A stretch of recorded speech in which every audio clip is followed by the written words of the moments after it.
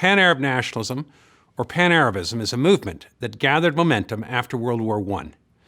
It reached its apogee under Gamal Abdel Nasser in the 1950s and 1960s, when Egypt united with Syria to form the United Arab Republic in 1958.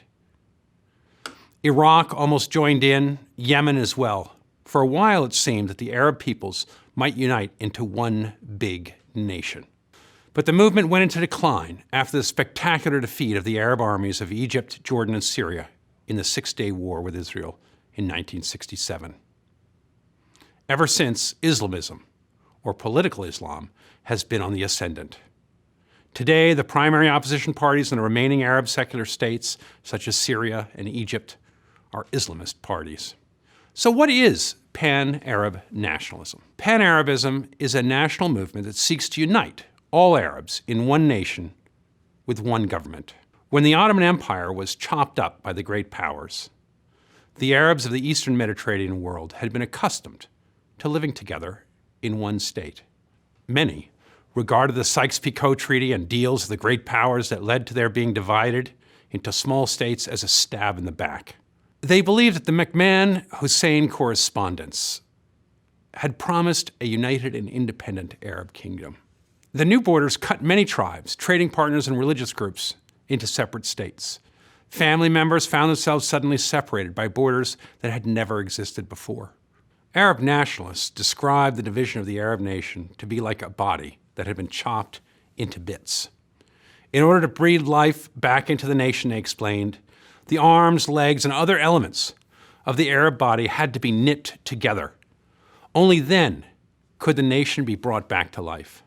Only then could the spirit of the Arabs be reborn. And could they again take their rightful place at the center of the world stage. Pan-Arabism reproduced some of the cultural imperatives embedded in Islam, which made it so readily accessible. The Quran, after all, was sent down from God in Arabic to the Prophet Muhammad, who was an Arab. The Quran thus suggests that the Arabs are a people chosen by God, much like the Old Testament claims that Jews were chosen. Thus, Arab nationalists, who argued that the Arab nation had a special role to play in history, were not inventing something new, but merely dressing a central Islamic belief in new nationalist clothing. Nationalism was built on the notion that people with common ethnicity, language, and culture form an organic community that can only find expression in a united state. Arab nationalists called for unity of all Arabs, from the Atlantic, or from Morocco, to the Arabian Gulf, and from Turkey in the north all the way down to Yemen and Oman, the ends of the Arabian Peninsula. It didn't take long before parties formed to preach Arabism, such as the Nationalist Bloc in Syria, which led the struggle against the French during the Mandate era. The Nationalist Bloc was later superseded by the Ba'ath Party, which was founded in Syria in 1947. The Ba'ath became one of the pillars of Pan-Arab nationalism and eventually took power in both Syria in 1963 and Iraq in 1968. The Ba'ath's main slogan was unity, freedom, and socialism.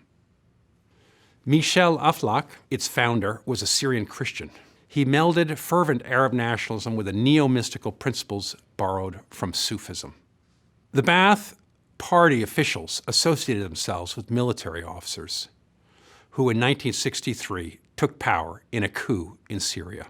But it was Gamal Abdel Nasser of Egypt who was the principal hero of Pan-Arab nationalism. He came to power following the Young Officers' Coup of 1952, determined to drive the British out of Egypt and ultimately the entire Middle East.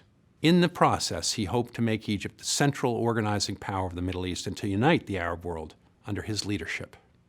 The Suez Crisis of 1956 turned him into the hero of the Arab world. When the West refused to supply Egypt with arms unless Egypt signed a peace agreement with Israel, Nasser refused. Instead, he signed a friendship agreement and bought arms from the Soviet Union.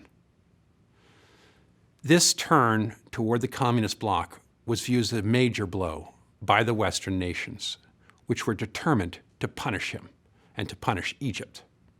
To this end, the United States and the World Bank rejected loan agreements with Egypt, which had been negotiated to build the Aswan High Dam, a dam that was going to block the Nile waters, allow canals to be dug, and expand agriculture throughout Egypt. It was the major development project that Nasser hoped to undertake. To assert his independence from the West, take revenge, and to find financing elsewhere, Nasser nationalized the Suez Canal. The canal was a jointly owned project by Britain and France. During World War II, over 100,000 British officers had been stationed in the canal zone.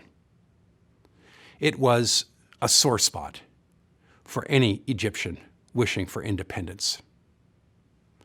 The nationalization of the canal escalated the crisis between Nasser and Great Britain and the United States. Egypt and France immediately began to plot with Israel for a military solution that could help them regain control of the canal. Britain viewed the canal as elemental to its international prestige and as the key to its hopes of remaining a world power. This tripart effort, the plot organized in secret by Britain, France, and Israel to cooperate in order to take the canal from Nasser, failed spectacularly. In large part, it failed because the United States was against it. Britain and France had failed to tell Eisenhower of their plans, and he turned against them in the UN. He demanded that Britain and ultimately Israel withdraw their troops from Suez. It was a major blow to Great Britain. Anthony Eden, the prime minister at the time, had a nervous breakdown 2 weeks after withdrawing from Suez. The British pound collapsed. In many ways, it was the last roar of the British Empire. After that, the world would be divided into two major poles, Moscow and Washington. France and Britain would no longer be seen as major world powers. The success of Nasser in signing an arms agreement with Russia, nationalizing the canal, and defying both Israel and the West turned him into the lion of the Arab world. He became wildly popular and began to preach against imperialism and foreign control. The Soviet Union had leapfrogged over the Northern Tier and Baghdad Pact, two security alliances established by Washington and Britain to help them contain the Soviet Union. The US and Western powers had hoped to hold the Soviets within the perimeters of NATO, SEATO, and a Middle East defense organization.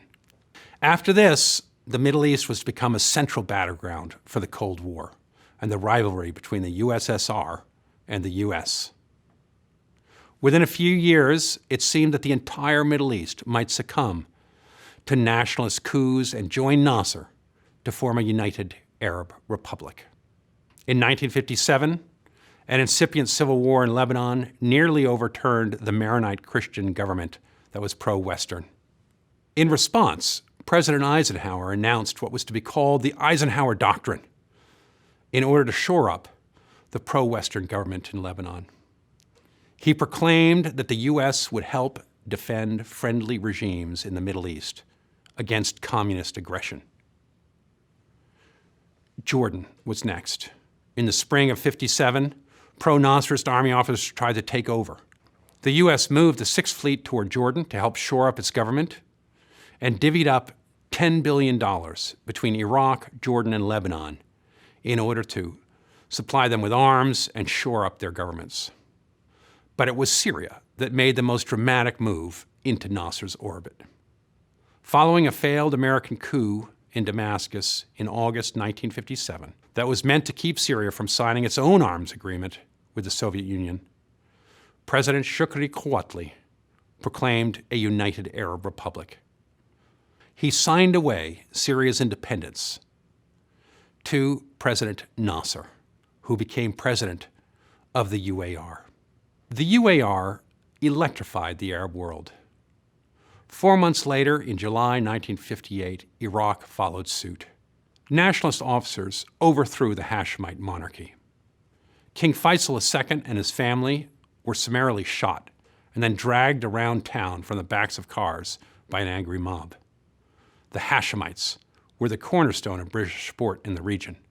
Their fall in Iraq was a tremendous blow to British prestige.